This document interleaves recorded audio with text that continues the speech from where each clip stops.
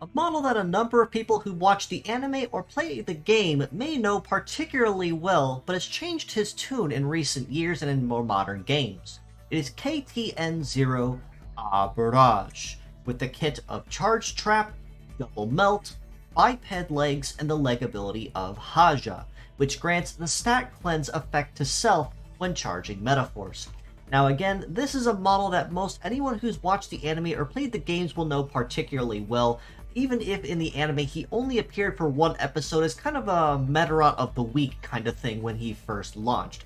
But ever since, he actually has made a little bit of a change up with his kit compared to the early days and how he performs now in modern titles. Charge Trap is a setup-based skill that, once active on the field, will set a trap that will negatively and passively attack any enemy that chooses to charge Metaforce on their turn. Now, normally, traps you tend not to use very often, if at all, unless absolutely required by some form of a modifier. And it's for that reason that Charge Trap at first glance may not seem super handy, but that's actually where its niche lies. In cases where if you use a shield, AI will tend to behave and try to spam Metaforce on you instead. So, when this happens, you can use Charge Trap as a way to punish them for even in their inaction and inability to do so, and maybe even perhaps influence them to try something different. Right and left arm of Melt are both negative ailments that, when inflicted on a target, will touch them with a damage over time effect that will slowly whittle their HP down over time until it drops down to 1. Now, even though Melt may not have any pierce damage or anything particularly high in terms of base power, that's really not what A-Burage's role on the field is. If he were built for nuking, he certainly would have come with a much stronger kit.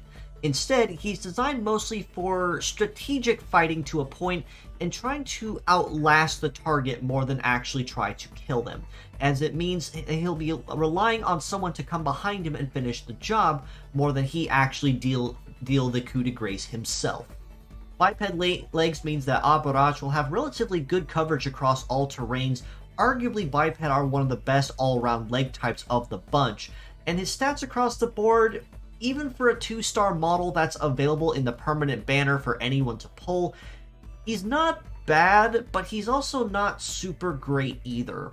In terms of armor, his head's packing about 3150 in terms of HP, arms at about 2700 each, which is kind of squishy compared to where most other arms, even other Melt arms, might be, and his legs are packing about 3300 HP. So he's not terrible in terms of armor, but he's definitely not great either, depending on which parts you're using. Leg stats are kind of in that nice little middle ground too, as in they're not great, but they're not terrible either, but they're passable if you can get them fully raised. Mobility capping at about the 750s isn't bad, kind of in that nice sweet spot, like I said, where you want to be. Melee resist of about 1250 is actually very nice though, as this means he can hold his own up close and personal pretty well without anything really standing in his way.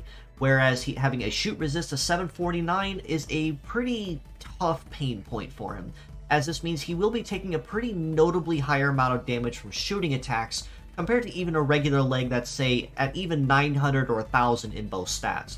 And the evade of 924 isn't too shabby.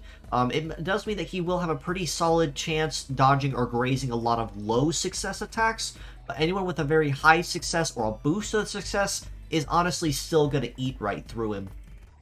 As a pure set score, I do have to rate A-Burage a pretty solid 5 out of 10, kind of a middle-of-the-road kind of model in that case.